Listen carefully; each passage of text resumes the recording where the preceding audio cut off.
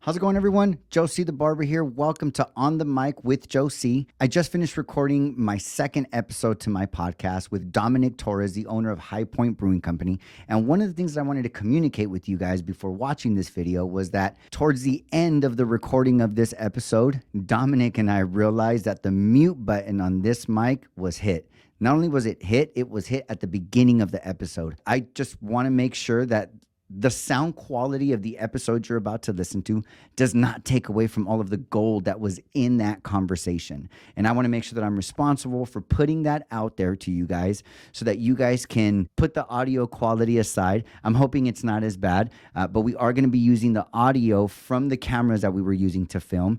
It won't be the audio that you heard on episode 1. And it's not the audio that you will hear moving forward from here on out, because you best believe that I'm going to be looking at that mute button the entire time we're recording and make sure that we are not muted again. But honestly, guys, I'm still super excited to post this, not only because it was such a great conversation, but because this that happened, this little speed bump, is exactly the conversation that I want to have more of.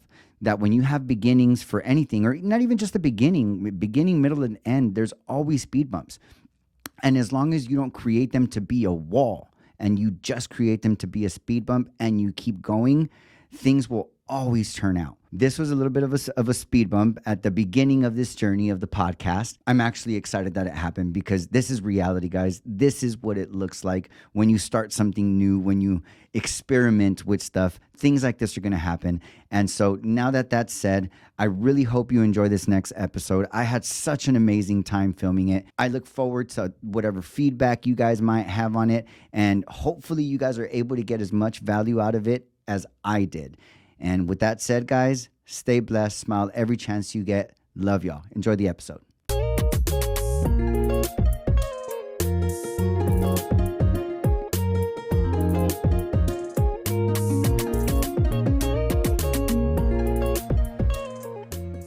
How's it going, everyone? Welcome to On the Mic with Joe C. I'm super excited to introduce my next guest, which is a veteran of the Marine Corps of the United States. He is the chairman of the Chamber of Commerce of the city of San Dimas. He is also one of the owners of Highpoint Brewing Company, which is the first brewery, correct? Yeah. To open up in the city of San Dimas. I would love to introduce my friend, Dominic Torres. Yeah. I think I'm going to put that sound effect. Yes. Yeah. Or in the wave, right? Like the crowd doing the wave. Dominic, thank you so much for accepting my invitation to be on this podcast. It is the second episode, and so I'm super excited to have this continue. This has been a 3-year-long conversation for me. There was one time about a year and some change ago that I did make the attempt of recording a podcast, didn't get past the first episode. And so now I'm in the second episode of this podcast. It's super special for me. Well, yeah, absolutely. Now you're breaking the barrier. Yeah, you can do it. Now I know I can go far beyond that. I've actually known Dominic for 6 years now. Yeah, it's been about 6 years. Yeah. 6 years. Dominic and Highpoint Brewing Company, they opened their doors but broke ground on construction maybe about 3-4 months prior to us coming into the San Dimas location building. Yes. And it's been so amazing to watch you grow and watch your business just flourish, even in some of the darkest times that you and I were both able to experience, right? And just to see you along with so many other people in our community just come out on the other end of it. Dude, I really want to acknowledge you for who you are for the community, who you are for me, and just who you are as a human being. I've seen you with a group of friends that are always together. Yeah, right? Absolutely. Always together. And one of the things I've noticed about you is it seems to me like you're great with people. Oh, right. Yeah, I'd say I'm halfway decent. Okay. One of the things that I really would love to get curious with you about is that group of friends that you have. It seems like you guys have known each other for a really, really long time. A lot of those guys I go back with, one of our beers, Uncle Red, is named after the man that grew up 2 doors down from me, Nick Munson. So you'll see him coming around here. That's a 25-year long friendship, at least. And I mean, I'm 38. 37, 38. Somewhere in that neighborhood. Somewhere in that neighborhood, give or take. And, you start to see that kind of friendship with guys like Nicholas, my buddy John, Maddie. Jamie's now coming into the fold in the last several years. So it's kind of, it's fantastic. But yeah, no, a lot of those guys, we go back, since we were 5. So exactly what you just said is what I imagined when it came to that group of friends that you have. How do you cultivate relationships and friendships with other people that way? And how do you maintain them? Really, just as a friend, I think it's one of those, just being there for each other. The idea that you're going to talk every day, or I mean, even nowadays we have text messages, everything like that. It's so easy, but it's not, you don't have to be that way if you're a good friend. Some of my friends I speak with, John lives in Montana now. I was just in Montana to help build out part of his building that he just bought, and I hadn't been there in a year, and prior to that, I had never even been. But it was just one of those, we talk every 6 months, and all of a sudden it's like, all right, here we go. But I mean, a prime example of that is when my grandfather passed a couple of years ago. I just called him on the phone, was like, hey, listen, we're looking like it's going to be the end here. And I think Matt was there maybe first. He drove all the way from where he was. John came from Montana. And it's that kind of friendship that you don't have to really work on. It's just, hey, when I do really need you, you'll be there. The rest of the time, we just have our friendship always running. The best way I always put it is, it's like seeing somebody, be it, at a house, like your house, or a friend's house, it doesn't matter which one. It's like when they walk out the door and you're saying goodbye, you're like, you don't really look at it like, oh, I'll see you in 6 months. You're just saying, I know I'm going to see you again. You know what I mean? And it's until then. It's more like that's not a goodbye till I see you again kind of idea. So, and that's how we've always treated it. All of us have been that way. What's interesting to me is that I believe most people believe that they're a good friend, even if whether they have many or they don't. For the most part, I feel like people just think like, oh, like, I'm a good friend, right? Like, to the people in my environment, I consider myself to be a good friend. And what I'm hearing from you is the work that it takes to be a good friend. Yes, I get that it's maybe your nature to be that way with each other, but for you to go to Montana, for all of your friends to, in the drop of a dime, give a phone call about your grandpa passing and having them all come and be there for each other. And then the thing that I heard that was gold for me was that you guys let go of expectation. There's no like, dude, what the fuck? You haven't called me in 9 months, right? Or like looking at the phone and it's Maddie, right? And it's like, really, it's been 3 months. And he's like, just calling me now, right? Like there's, I see a lot of this go on in conversations, communications, ways of being. You see it in movies, right? Like, why is it in movies? Because it's a depiction of what the writers, the producers, the authors are seeing happen in real lives, or even in their lives, right? And so there's a lot of expectations that a lot of times people put into friendships, right? And so that part, I think, was the biggest part for me, which you just said, like, hey, like, bye, I know I'm gonna see you. And whether it's in a month or in a year or whenever, it's going to be like you and I never even stop talking. Yeah, it's an ongoing rolling friendship. I've known John, like I said, 30 years, but I met John and I didn't become close friends until we were in the 8th grade. And it was literally because we sat down on a bench together and started talking the first day of school. And whole thing, but he ended up starting at Rancho his 8th grade year. And then he ended up having to come back 3 days later. We went to Goddard and Glendora. And we just started talking, and that's just pretty much how our friendship kept going. It's just that idea of like it just kept going and rolling. Never thought about went on his mission.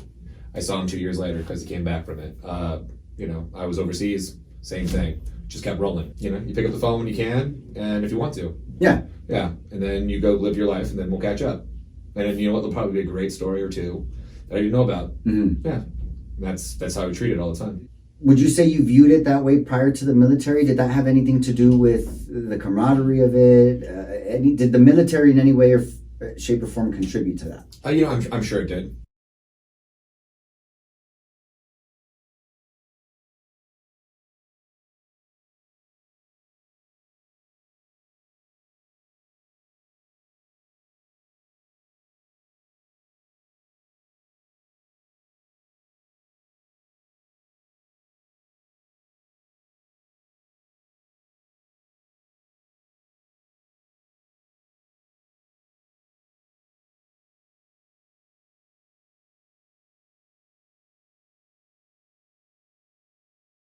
You're friends. That's what you're supposed to do. You're supposed to look out for each other. Yeah. I look out for you. You look out for me. And when we get together, we get together. It's gonna be great. It'll be fun when we do. We'll have a great time. You make that sound so normal, right? And to me, it sounds normal too. And it really is interesting to me that a lot of people don't see it that way. It's not so much that give and take, right? It's a lot of like, what is one doing for me? One way to look at it, I guess, is I'm sure you may have enjoyed, like, had an adult beverage with a friend here or there in a bar once or twice. And I'm sure you've paid for your friends, they paid for you. Back and forth, right? Yeah. But who keeps a running tab? When it's a good friend, who keeps a running tab? Yeah. No one thinks about it. And that $20, now the bar tabs are $20 anymore, but yeah, definitely not. But, you know something about that. But it's that $20 going back and forth. Like, how many times have you traded it back? You don't know. You don't keep count. You don't care. Yeah. You really are just about the idea of being together and having fun. And then that's what it's about, really. Yeah. Taking care of each other. One thing I really love is how natural this happened, because I've been wanting to have a conversation with you about your friendships and your relationships, because I see the same guys in there. They come in, sometimes they don't come in for a while, but then they're back in there and their face is shining and bright, just like it was the last time I seen them. You guys are all having a beer. I know Austin is one of your buddies too that I see there quite a bit. Right, that's actually the new luxuries that, especially with this place, people like, we call him Kaufman, Chad Kaufman. Got Austin, the Rolandos of the world, all these guys. The Rolandos of the world. What is that? I love them. I love the Rolandos of the world. Those guys, they're great. That's what I'm saying. I love those guys. So it's like I've gotten to foster this friendship out of there with these new guys too. Which don't get me wrong. Obviously, as you said there's a smaller group of people that I normally would hang out with, but these are guys I hang out a lot now, especially because a lot of them are local. But it's wonderful to be able to like have a beer and hang out and talk to them. I'm to be there for them when they need things too, Yeah. I'm happy to do that if I can, and they're more than happy to help me. It really is nice and a good feeling to see that perspective. I think sometimes we get this view that like the world is a crazy place, the world is going like mad and everything's going crazy, and I truly believe if you looked at the entire globe, you'd have a lot more good than you do bad. I just believe the bad, the negative is louder. It's just louder, right? So it just seems like there's more of it. Even for this podcast, like conversations like the one you and I just had right now, that's why I'm doing this. Makes sense. Right? Like that's why I'm doing this. For me, it's like when you sprinkle perfume on you, right? Like you spray perfume on you and it goes on you, but it also happens to get on anybody else that's around you. Right. Right. And so ultimately that's really what all of this is, right? Okay. It's me getting as much gold as I can from people.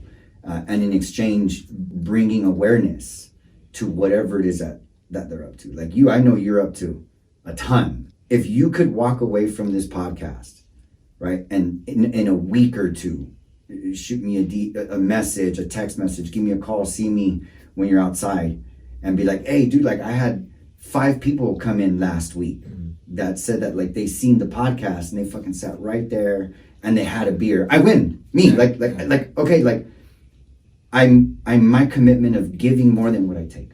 Got it. Right? Because you're giving me your time, you're giving me all of this gold, and I can give something back. Fantastic. And so I truly appreciate you being here and sharing. And with that, Highpoint Brewing Company. When did you decide that Highpoint Brewing Company was going to be created?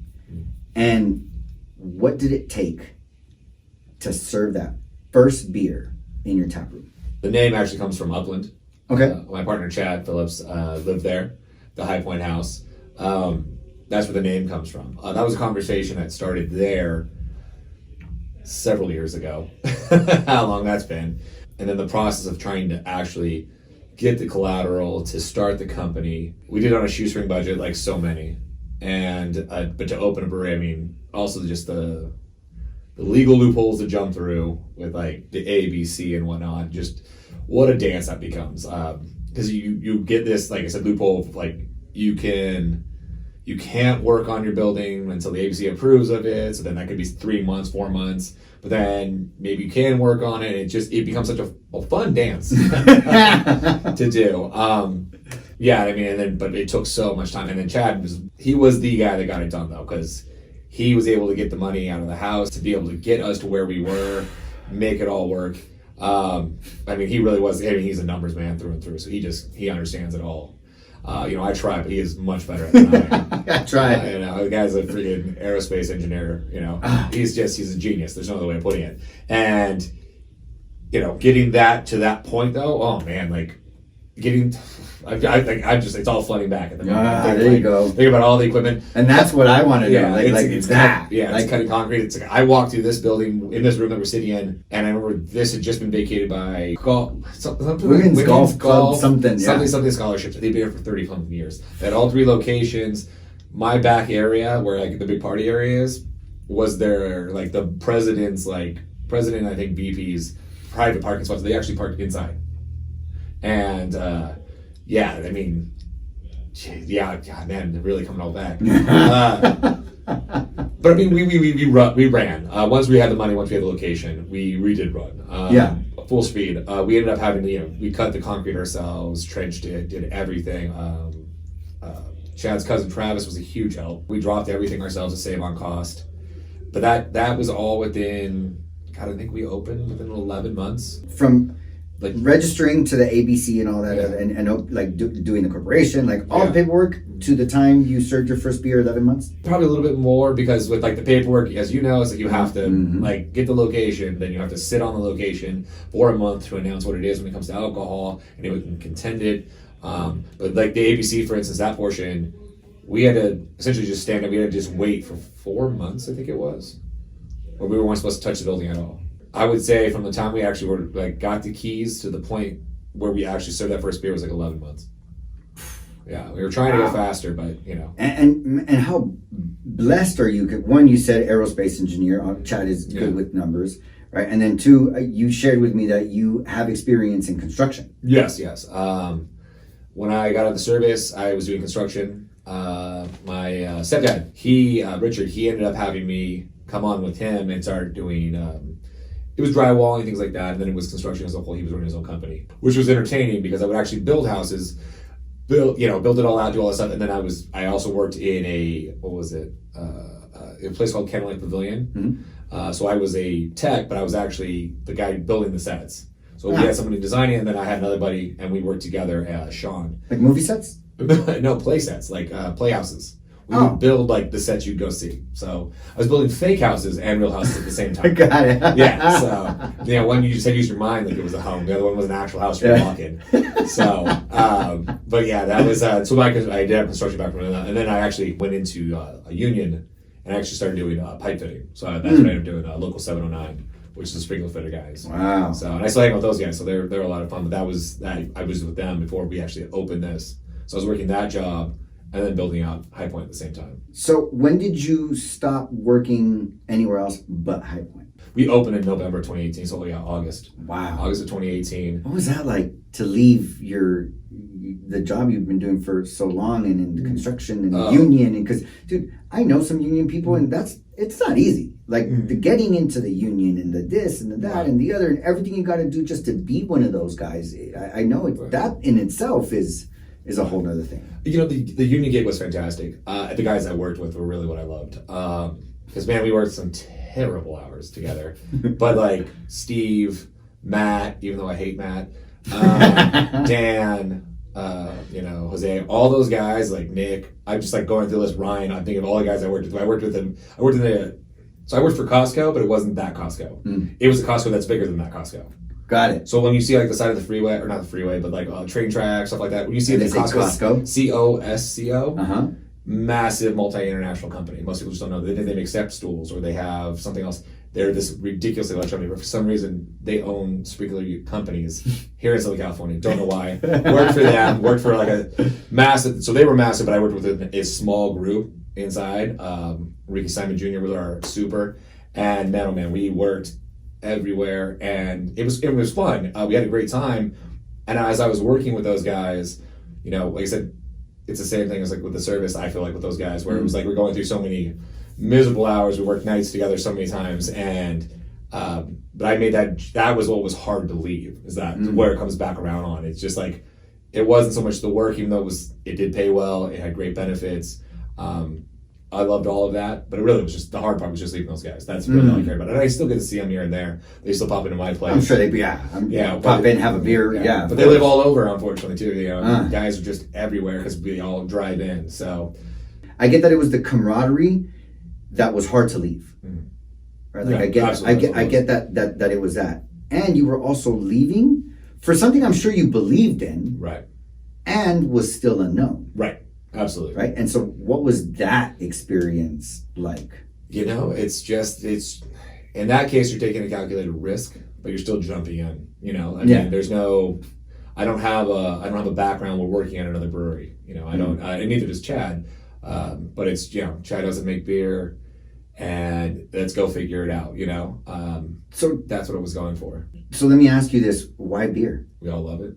Well, I get that, but who brought it up between you and Chad? Who was the one that was like, let's do beer? Were you guys having a beer when you said, well, we should 100%. do if I had to guess, this conversation, if I remember correctly, happened on a white couch, which was Chad's, in Highpoint House. And we were watching football, and there was probably a dozen of us watching football on a Sunday. And that's probably how it happened. Yeah. If I remember correctly. Yeah, it sounds right. And one of you guys said, like, dude, we should get into this beer thing. Yeah. It was probably a bunch of us talking about it, and then it was like, oh yeah, and that was, you know, several years ago. So, but nobody was already brewing. Like there was nobody. Oh, no, Chad was. Chad has a fantastic story. His first brewing kit was I loved it. It was a how was it? It was a gravity fed system. So he took steel tubing, welded it up, and then he did all this work. I came into it, and so it was wonderful because it was all black. And he used what did he use? Barbecue, like the propane barbecue, and he hooked it to his house and made a line that ran over and hooked it up, and it went up and it was able to heat and then heat down here for the boil and then come down. Oh man, that was fantastic. And he did exactly what he was supposed to do. And he learned how to do this when he was like 19. 19. Yeah. He wasn't drinking because that would be illegal. Yes, absolutely. He was, but he did learn how to do it. He learned it from the gentleman. I don't remember the gentleman's name, but he had they did that together, and I thought, man, that's great. And then after that, once we really got a little more serious, we ended up buying a new kit. He sold that one off. We bought another one from S&S Brew Tech. And it was just like a little half barrel system. I love it. We actually still own it. And really? Yeah. I'd love to see that. A little pilot batch thing. I love it. It's and it had two little half barrel fermenters that came with it. And so no. Chad knew how to do all of that. Chad is that guy right there. The brains. So what I'm getting from what you're saying is Chad already had over a decade of brewing experience in a sense before even opening up Highpoint. Oh yeah, no, Chad definitely knew how to do it. Yeah, that Uncle's Red recipe is the oldest recipe we have, and that's 12 years old, 13 years. It's an older recipe. So wow. yeah. So you guys still have one of the OG recipes, which is the red, the Uncle Red. Yeah, another one's been I think tweaked a little bit here and there, but the red is that is Chad's first right there. I can see everything that it took to get it. Right? Like, yes, you are where you are now, but man, having to take a loan out of a home, any home, doesn't matter whose home, right? Having to do all that work yourself, and definitely managing the landlords that own this place has never been easy, and it still isn't easy, right? And so I can see all of this work and sacrifice, like leaving a union job, even if the camaraderie was really what was hard for you to leave. Nonetheless, you were leaving some form of security blanket. You were leaving something you had been doing for so long that was working, right? Like it's not like it wasn't working, right? Like I'm doing horrible. I need something different, right?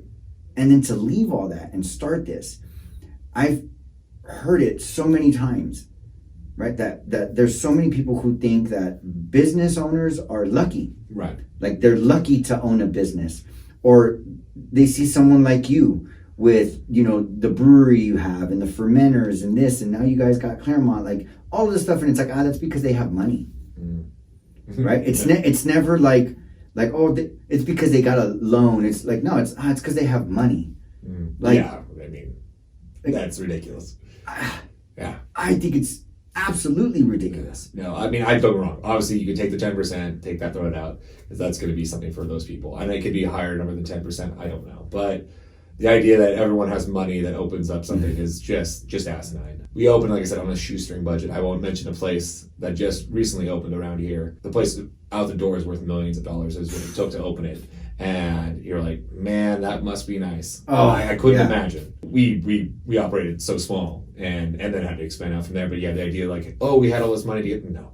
You know, I don't explain to you watching on Bottom Line going, okay, we really need to figure this out now. Yeah. Because this isn't working. Let's go to that route. And then, okay, this works for a while. Then next thing, and then next thing. Then it's like, oh, wait, we're back down. Same thing all the time. So, no, that idea, like, oh, yeah, it was easy. Yeah, right. No. Yeah, right. No. Absolutely not. And I want to make this really clear because I think it's important. There's places all over the place where they open with a lot of money, right? They have capital. But even then, they might have not saved the money up themselves. They might have not like sweat and everything physically for that money themselves. But the work it takes to create the kind of relationships, right? We were just talking about that a little while ago. Create the kinds of relationships where people trust you enough. And they see that the kind of human being that you are is a good enough human being to them that they're willing to loan you, or they're willing to invest in you, or you're like, because raising capital is not just like lift up your hand and money falls, right? Like in order to raise capital, you need relationships. Right. You need to know people, right? And if you were an asshole, you wouldn't have the relationships I see you have.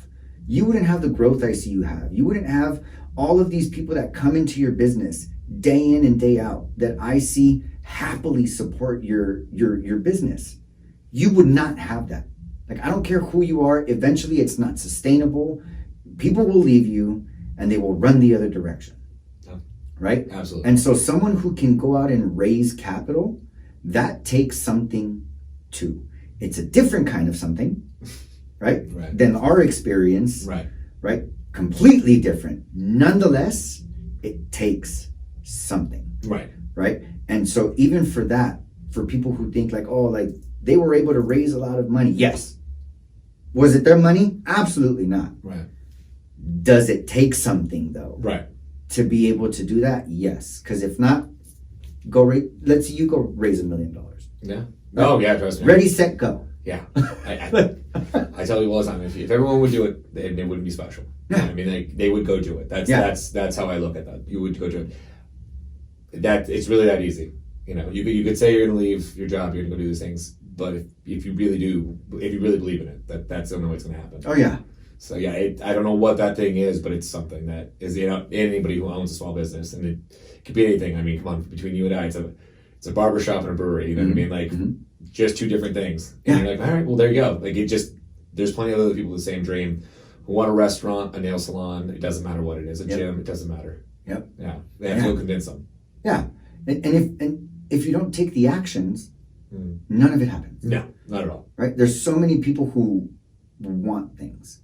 Right? There's so many people who desire to have, and their actions just don't match. Right? Oh, because they have help, because they have this. It still takes action. Right? Like if I just sat on the couch, it didn't matter how much help I had.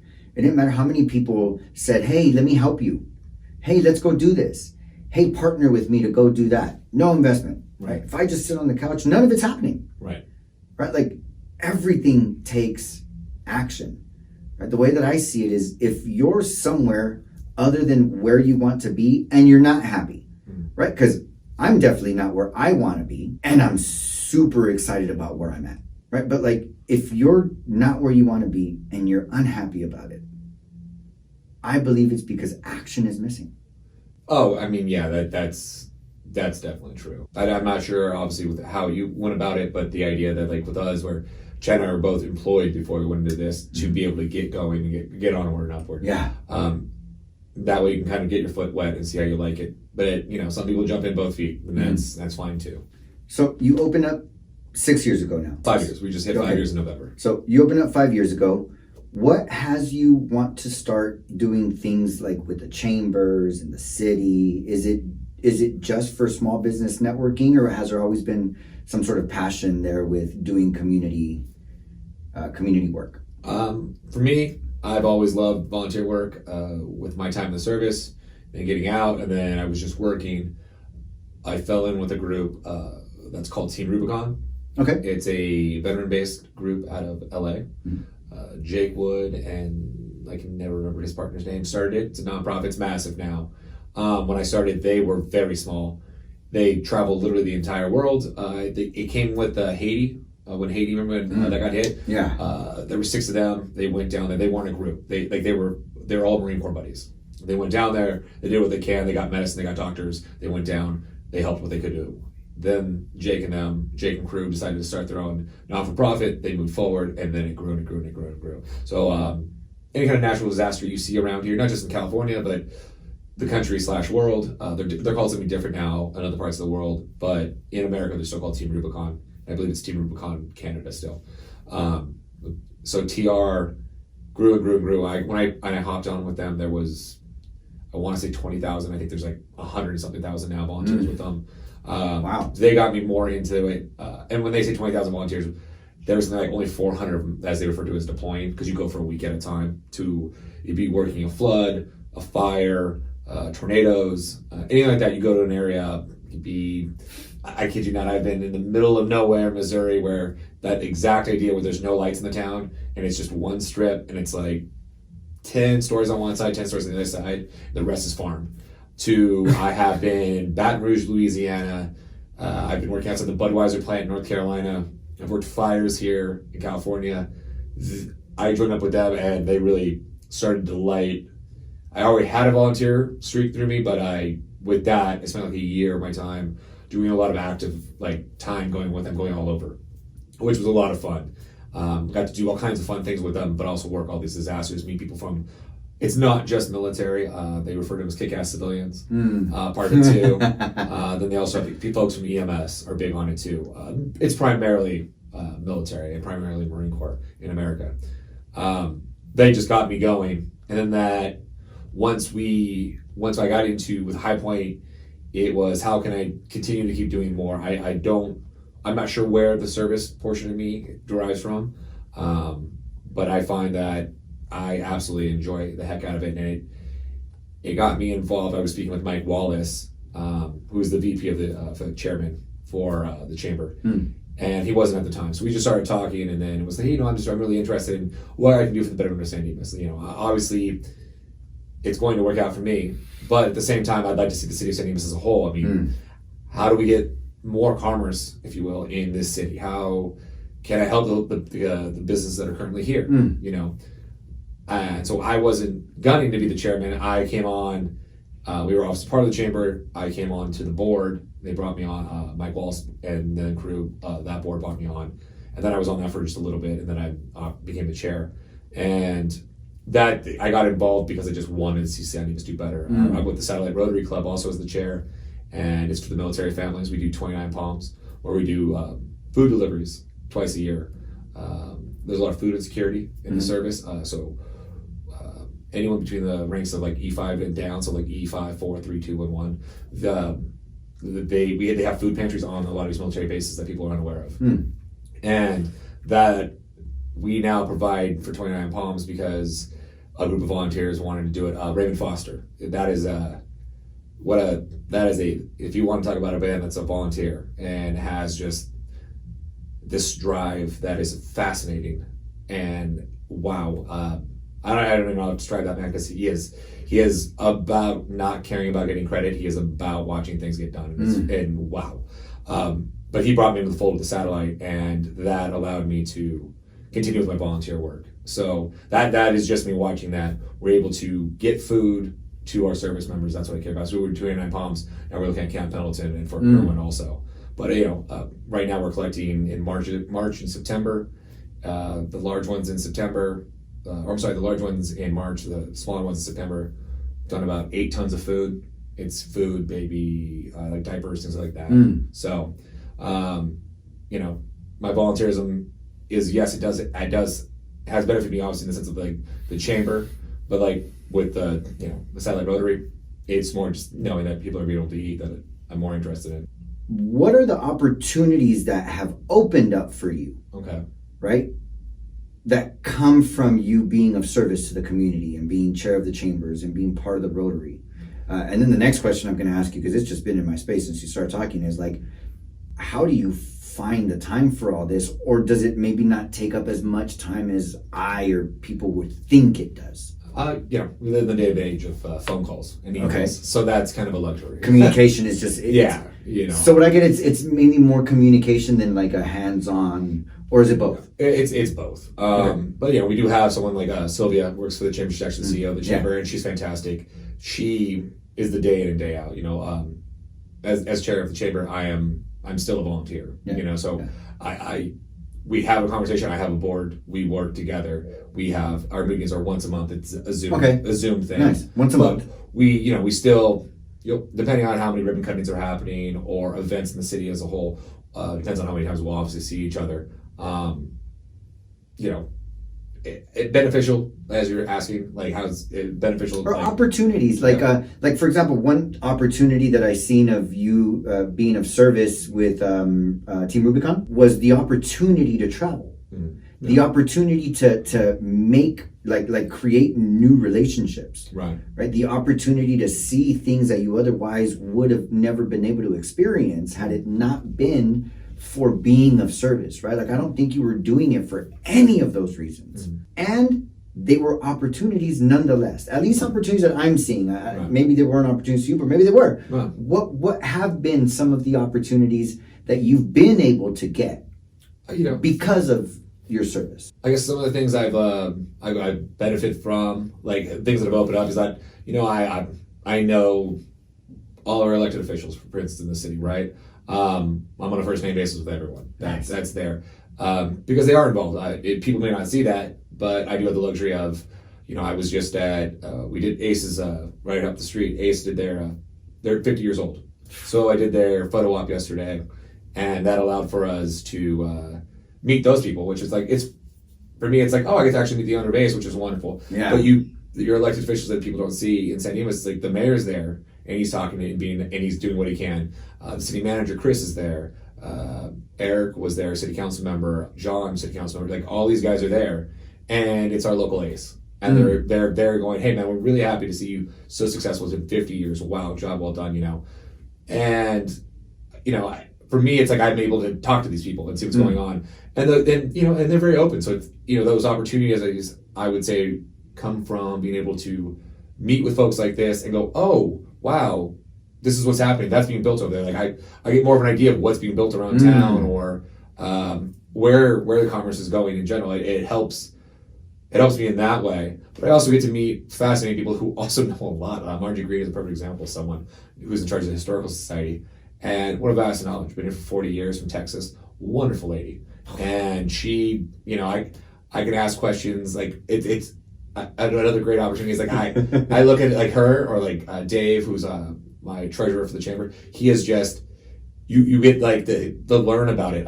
Something you probably don't know about. That's such a random thing. It always for some reason pops in my head about San Dimas is there was the San Dimas that no one knows about. It's our Loch Ness monster. It's something like that, but there's no photo of it. Apparently, it was like a mayor's dog from like 60 years ago or something.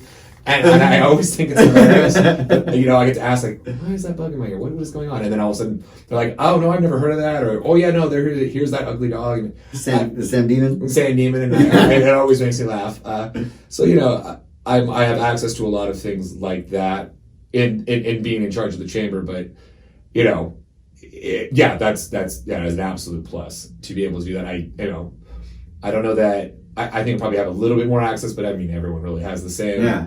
I'm just, by being interested and being able to do volunteer work with them, it allows for me an opportunity to be able to keep touching base and see how things are going. And I think that's the biggest opportunity, or the biggest benefit is I'm always, for the most part, always abreast of everything that's going on in the city, which, I'd like to know.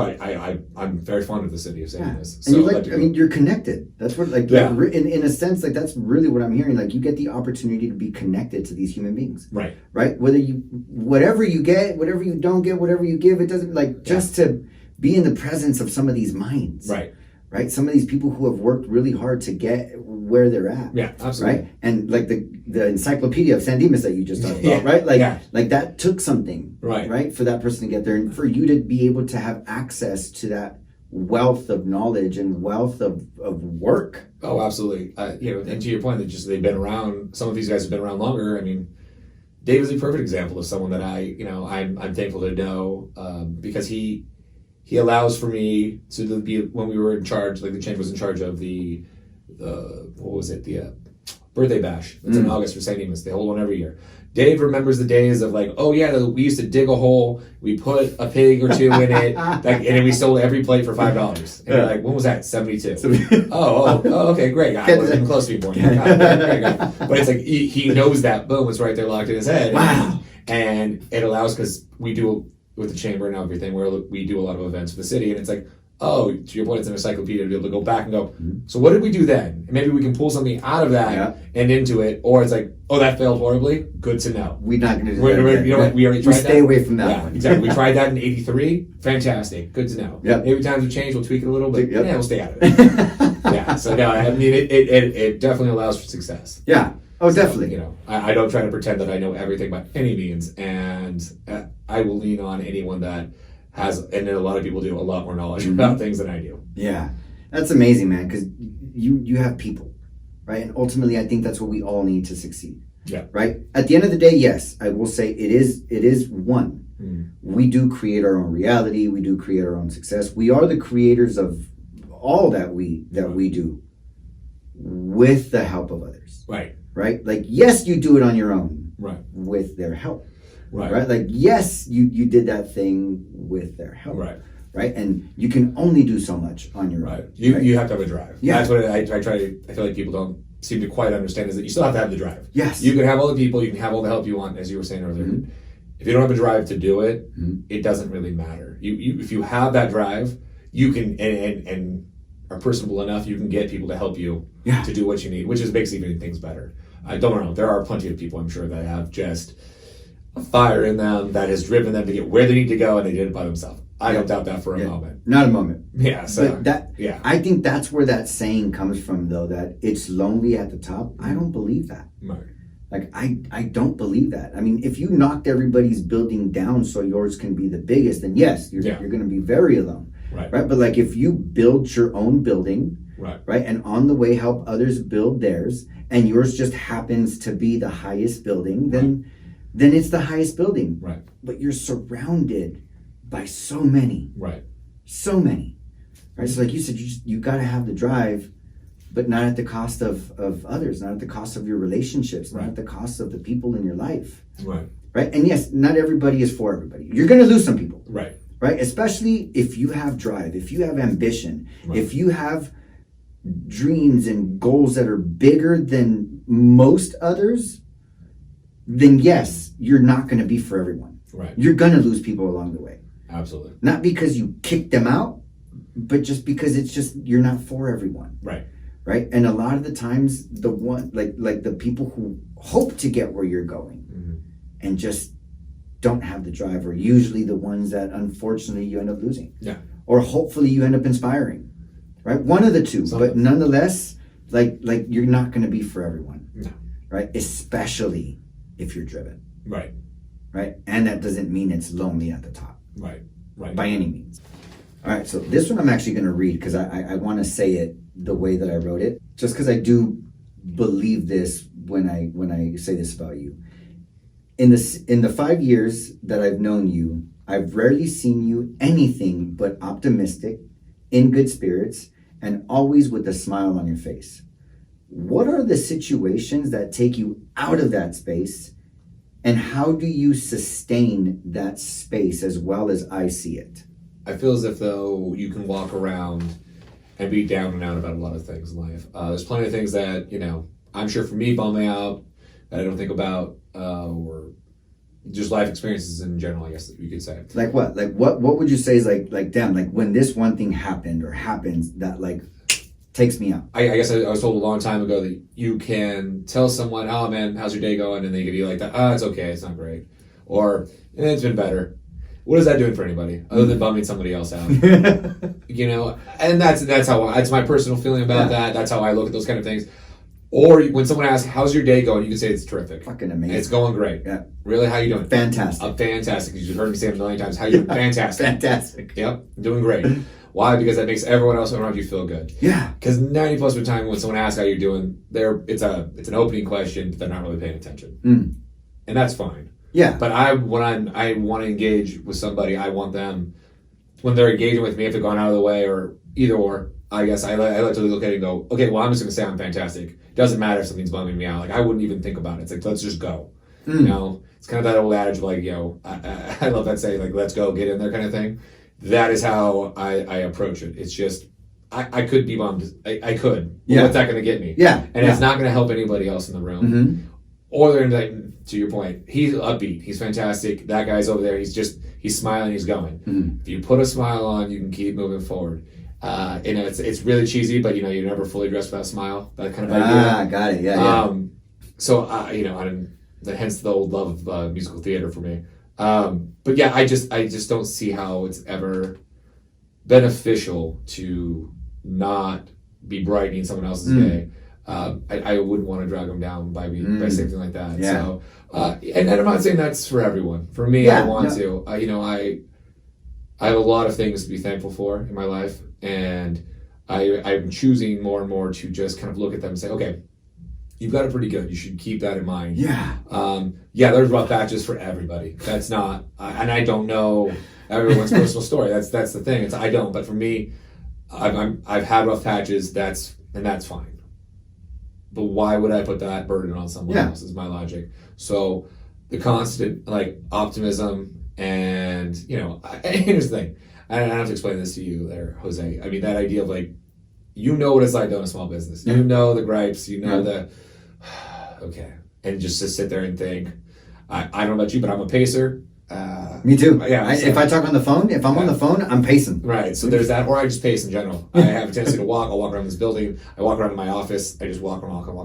I like to do it. It's my way of thinking. So, but you understand that, and I'm sure there's plenty of people who do that. They get that idea of, it's in my head, but why are we projecting that on anyone else? Yeah. Also, you've heard this, I'm sure you've heard the same things that I have, like to project that you're optimistic and happy. You can also start to feel that way about everything all the time, going, okay. Act as if. Yeah, exactly. And you could there's nothing wrong with that, being optimistic and realistic at the same time. Yeah. I'm being real about what's going on, but I'm going to be optimistic about it. To your point, you need to drive to work at it and make it better, but that's what we're looking at. So that's how I feel about it. So what pulls me out, I don't even focus on it. Honestly, I don't know if I really have a lot of time to. Got it. Yeah. Well, that I can get. That's part of it too. It's like I don't really have a lot of time. So, and everything is really just a problem that's being raised. Like everything you encounter is not necessarily like a problem. It's a math problem. Everything is, you're working it out. So everything's got a solution. Yeah. So if you just slowly keep looking at it, going, okay, well, what can I do here? What can I do here? As opposed to getting stuck in that spot. Right. And if you do that, it's just, for me, it's not, that solution is not unattainable. So I choose to be optimistic about it and say, this is what I'm working towards.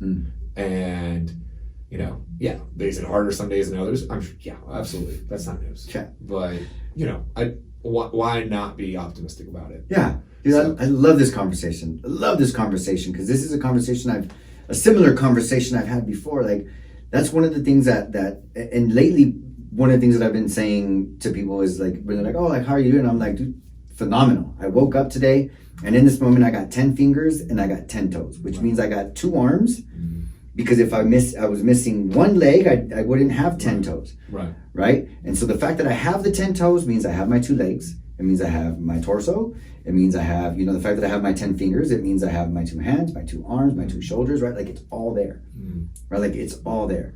And that's something I've been playing with in communication for the past year, 2 years, which is that experience that you give others when they ask you, how's your day?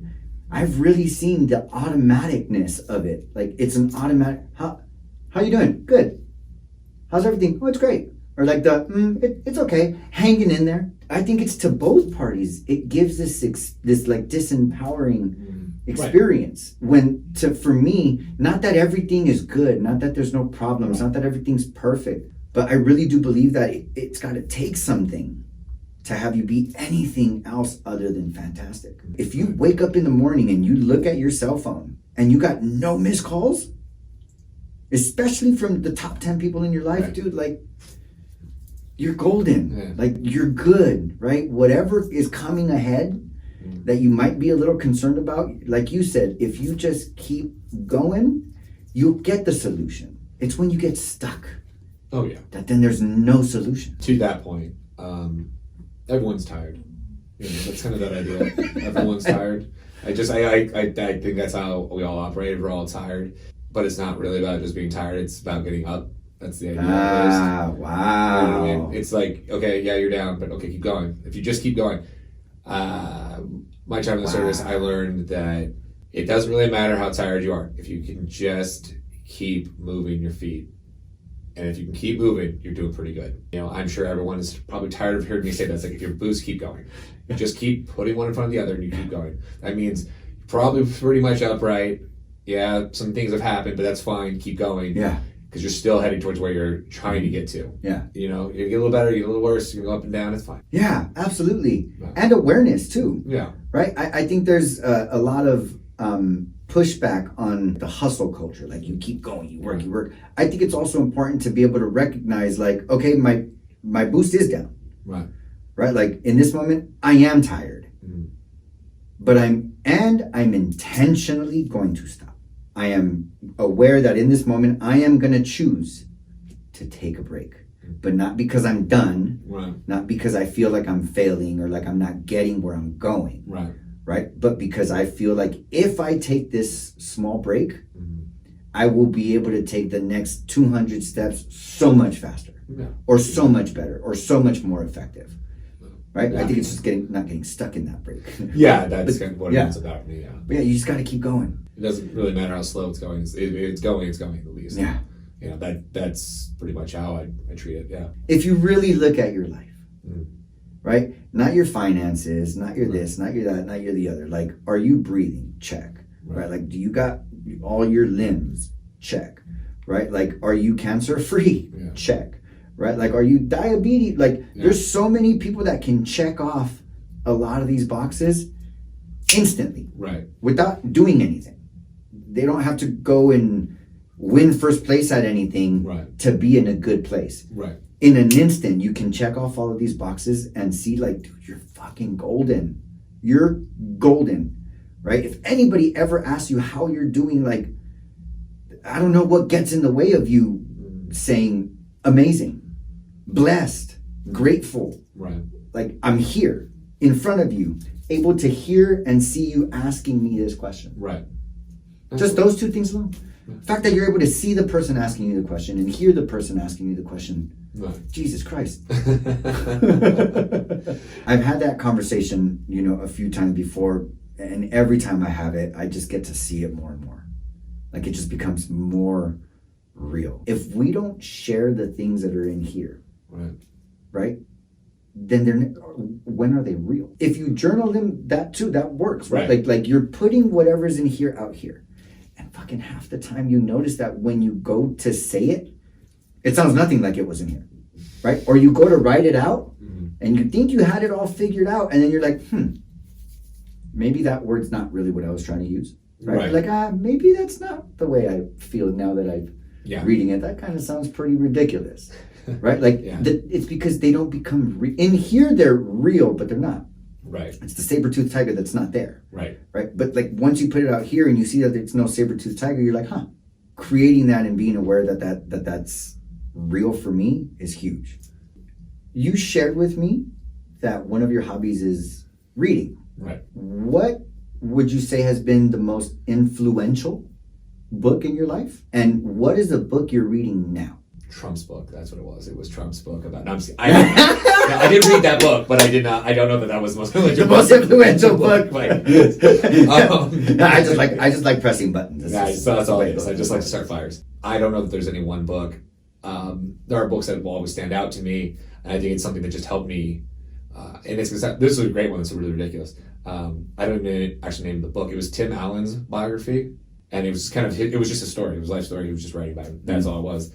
And I know that's not like a super influential book. It was more like it helped continue my reading for some reason. I think I read that book like twice, kind of thing. Yeah. And I haven't read it probably in 25 years. For anybody that wants to brew or anybody that wants to open a brewery, what are some of the challenges that you would invite them to look for? And what are some of the great things that you also invite them to look for? The challenges are abundant. There's no two ways about that. But if someone said they wanted to brew beer, which I hear, you have no idea how many times I hear people, not just like, if you want to brew beer, I love it. Please do that. There's a way to do it. They have homemade kits. Try them if you'd like. If that's how you're going to start, great. Start there. Yeah. Yeah. But, you probably have a friend that makes beer, maybe. Mm-hmm. Ask them. There's no reason not to. And see if it's something you really dig. If you dig it, or if you're like, I just want to make it to make it. Cool too. That's rad. Make beer. I don't know. You might make the best beer recipe in the entire world, and I might be the biggest fan of you. There's a lot of struggles. That's with any business. I would always recommend talking to another person that actually owns a brewery. We spoke with a brewery that they sat down with us for 3 hours. It was Roke or Rock. I'm not sure how you pronounce it. I always forget. Lars and his partner sat down with us for like 3 hours, and we're just like, here's a bunch of things you probably don't know. And it was wonderful, and we learned a lot that day. I would recommend sitting down with them and telling them like, oh yeah, or asking them questions. Be open-minded. That's every company, but like be open-minded to what is actually going to work. I watched, I get people that, like, oh, I know what everybody wants. And when I own my own brewery, I'm going to make that beer. And you're like, well, maybe you do. I'm not going to sit here and say you don't, but maybe you'll have a little more open-minded usually. But honestly, most people that want to make beer, they just want to make it. And it's like, fantastic. And you'll learn real quick that either you want to be in the business of brewing and making beer, or you really just enjoy making craft beer. Because I've seen it happen time and time again, where people keep making beer, they keep making it, and then they get into this industry and they kind of see it, not necessarily owning it, but maybe brewing beer or doing some portion of it. And they realize, oh, I have no interest in like the actual, I don't want to put it, work side of it. Like, yes, the business side of it. Yeah, like brewing beer is very important. Obviously, it's the number one priority. But the business side of it, when they go, oh wait, I have no interest in that. Like, I don't want to do that. I don't want to have those conversations. And I'm saying this because you shared with me that navigating the beer market as a whole was the challenge. What did you mean by that? It's all the business side of everything. I mean, everyone. There's always a joke like, oh, I can own a brewery because I drink the profits, right? I feel like I get that joke all the time, and I just and then that's fine. But like you get this idea that, or people from the outside have this idea like it's just all rainbows and lollipops and there's beer and you can drink and let's go. Except for the part where there's still business. That you still have to conduct business all the time. I own a brewery that operates 7 days a week, and it's not just running on good vibes. There's still a lot of conversations of, money, capital, what's happening in distribution, the marketing side of it, partnerships, everything that's going on all the time, anything that goes with any business. It's just, there's that idea in beer that we are just all partying all the time. And you're like, I'm not saying we probably don't party more than most people. I'm not saying that's not the case. I'm saying it's still a business, it's still a job, You hear that with any comedian that's like, yeah, I still got to go to work. And you're like, you tell jokes for a living and 20,000 people are going to watch. And you're like, right, but that's still my job. Like, I got to go to work.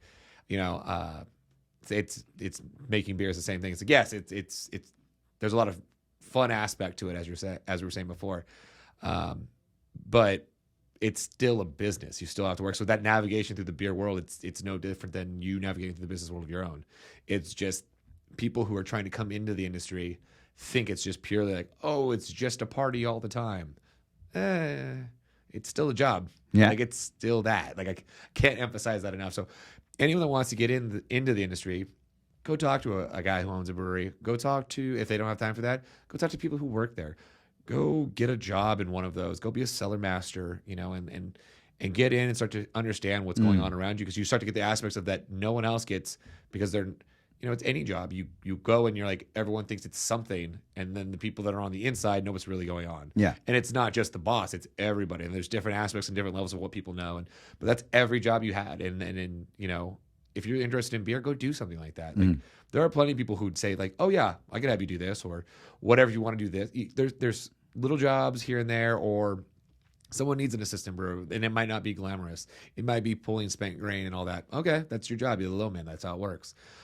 You're a cellar master stacking kegs. Okay, that's what it is. But you start getting in and you start seeing what's happening. You're going, oh, I am really interested in this. I'm fascinated by this aspect. Like, yeah, maybe stacking kegs isn't fun, but you're not stacking kegs all day, every day. You're starting to learn, okay, I'm doing this, but at the same time, I'm talking to the head brewer. I'm talking to an assistant. I'm talking to one of the people who work at the bar. Like they work at the actual bar itself, like in the tap room. And you're like, oh, this is all the different aspects. You have to know how to do all of it. Like maybe you're not, you don't have to know how to brew, but like, okay, this is the people doing it on that side. Go immerse yourself in it to understand what you're looking at. Because you could sit down and talk. That's going to go great. But once you really start to get into it, you're going to see what's going on. You have an aspect of what the real world of it looks like. Like, like I said, I have no interest in. I just want to have the beer and then I want to drink it and stand in the tap room and talk to people. That's it. That is a common thing I hear about in my industry. So that I'm saying all that because that is the way I would see that you would really get to understand how the brewing world works. So, that. Yeah, that would be immerse yourself. Immerse yourself in it. Yeah, really, got it. There's something to go. And what are the challenges when it comes to the red tape of it? Like that's one thing I've personally wondered. Like, what does it take to get the alcohol license? What is that process like? Oh, that's dealing with ABC. They're there. Can anybody do it? Can anybody apply? Does it cost money? Like what? Yes, I don't know that. I'm not sure what red tape it comes to about who can't own a liquor license. There's different levels. We currently carry I think it's type 22 if I'm not mistaken, and it's a beer and wine license. So we have the opportunity to make alcohol or make beer, and then also we sell wine, so on and so forth. That is nothing. The price on that is nothing compared to like an actual liquor license. I've seen it vary from anywhere between like $88,000 to like $125,000, which is different than when you open up a brewery. Yeah, like a beer license, for instance, to make it and to sell it, if I remember correctly, it's like $500. Okay. But to make alcohol obviously becomes a lot more complicated because yes, it maybe only costs $500, but you're end up falling with like LA County law. It's like sewer systems. It's the layout of the place, and then you have things that people don't even know about depending on what county you're working in. San Bernardino County, you're working with fire and so on. You have to obviously work with whatever city you at the same time. So you're dealing with the federal government, the state government, and the city government to do all of it. And then it depends if your city is even interested in having you. Oh, that's part of it too. The city, San Dimas, initially had no interest in. That's why there was no brewery here. Is they had no interest. And then my partner and I spoke with the city council one evening at a council meeting, obviously, and folks like John Ebner and our mayor, or now mayor Emmett Bader. He and Ryan Vienna actually also too. He's a council member and he still is. Those folks were pro us like moving forward, getting like more of a nightlife. Hence earlier our conversation about the city of San Dimas' local government doing like a fantastic job. Like people don't see behind the scenes of they're trying to get the commerce coming in. And when we spoke with them, they were very much like, yeah, let's start figuring out. Let's start actually getting this going. And it was a unanimous vote to change. So this whole area ended up being changed into an experimental area because of the city council, because what we were negotiating with them. And but like that's the kind of red tape you deal with. And that's a lot. That is a lot. Yeah. So like that city ended up saying that's great, but that was just the city. Then, like I said, the state government, the federal government, you're like, okay, it's just you don't have a choice. You have to do it if you want to. Obviously be legitimate, and then otherwise I think you become a bootlegger or something. Something like that's that. Different. Riding a fast car or something. I don't know. Point as a whole is that there's a lot of red tape, but anyone that's truly wants it, they can accomplish it. Yeah. A friend of mine owns Pro5 Brewing in Upland, Nick Fuentes, and Nick, he was like, I'm gonna do it. And he just kept getting after it. He kept trying to get after it. And then finally, he was getting kind of like a little turnaround constantly from the city and everything. But, as I said earlier, lean on the other guys that have breweries. And to your point earlier, hey, don't be an idiot. Don't be a jerk to people. Yeah. And we help Nick a lot of ways. Like, hey, man, there's something like, here's some tax credits you probably don't know of when you're opening. So you're going to want to use those for later. Or, hey, you know what? Your equipment's here. You probably should move it over there because really this... Yeah. And by doing those kinds of things, it allowed for him to open. Now, my understanding is that Pro5 is, booming which is wonderful. And Nick's a great guy, so I'm happy to hear that. But it stems from like leaning on other people because you're trying to deal with whatever government entity it is, and be the good person, and people are more than happy to help you. But I think he really got to see, because he went to the other side of it. Hey, this is why there's a lot that goes into opening a brewery. Yeah. Hence why, like at our house over here at Highpoint, like if you're an owner or a head brewer of any brewery and you come in, you drink for free. Because we all know that pain of trying to get in there, trying to open a brewery, doing all that work. Wow. And it's like out of a respect thing, like, and I don't, by the way, I don't expect that if I go to their house. Yeah. And that's how it works. Like they don't do it that way. That's fine. I have no problem paying my way. But like that's how it is in our house, because it's just like we really understand, and we can we can be sympathetic to what you've gone through to get where you are. So yes, is there some red tape? There's a lot of red tape. That's awesome that you guys support each other that way, though. Like you said, it doesn't mean it's at everybody's house, but that you guys reckon that there's at least you and a few others that recognize that within each other, and kind of do give that like token of acknowledgement, right? Of like, dude, the beer's on us, like you know what I mean? Like you deserve it after that. Yeah, absolutely. Yeah. Awesome. Well, hey, Dominic, thank you for having this conversation with me. Thank you for accepting my invitation to be on here. Even through our technical difficulties, I was able to get so much value out of this. And I know that there will be people that are going to listen to this and get value out of it themselves. I'll make sure to let them know from the beginning what they're going to get with the sound. But I really don't think that matters. Okay. I really don't. I really see so much gold in the conversation that we had. And dude, I'm so grateful that I was able to have that conversation with you. So I appreciate you. Thanks for having me out. I appreciate yeah, man, of course. And so for anybody that is viewing this at Highpoint Brewing Co. Highpoint Brew Co. Yeah. At Highpoint Brew Co. Do you guys have a website? Yep, same thing, same website, same everything. Yeah. Same website, Highpoint Brewing Company. The best way to get a hold of is always going to be Instagram, social media. Instagram? Yeah, but Instagram will always be the best one, So Perfect. reach out that way. So, guys, make sure you guys follow Highpoint on Instagram. Any questions you guys have about this podcast or anything or any information you might need, just go ahead and shoot them a direct message. Some great beer. First brewery in the city of San Dimas. Anything else that you'd like to say about you, your business, or anything before we get off air? I think, like I said, you check it all out on social media. Follow us. You'll see something new every day. We always have some new food person, some band, comedy. Something's always happening at our place. Yeah, I do see that. Yeah. You guys have a lot of activity going on over there. So come on out, have some fun. Got it, guys. Well, come have some fun. Highpoint Brewing Company. And as always, like in every episode, at least for a lot of episodes, if not every episode, I want to thank the one and only sponsor that we have for this podcast, which is the original Clip Joint Barbershop. We have a location in Covina and another one in the city of San Dimas. And I say they are the official sponsor because literally none of this would happen if it wasn't for the original Clip Joint Barbershop. So if you guys do need a haircut, ogclipjoint.com, servicing you in San Gabriel Valley, in Covina, and San Dimas. Check us out. All right? Have a good one, guys. Thank you so much. Love y'all. Stay blessed. Keep smiling every chance you get. And we'll see you next time. Awesome. Awesome. I'm going to mute my mic.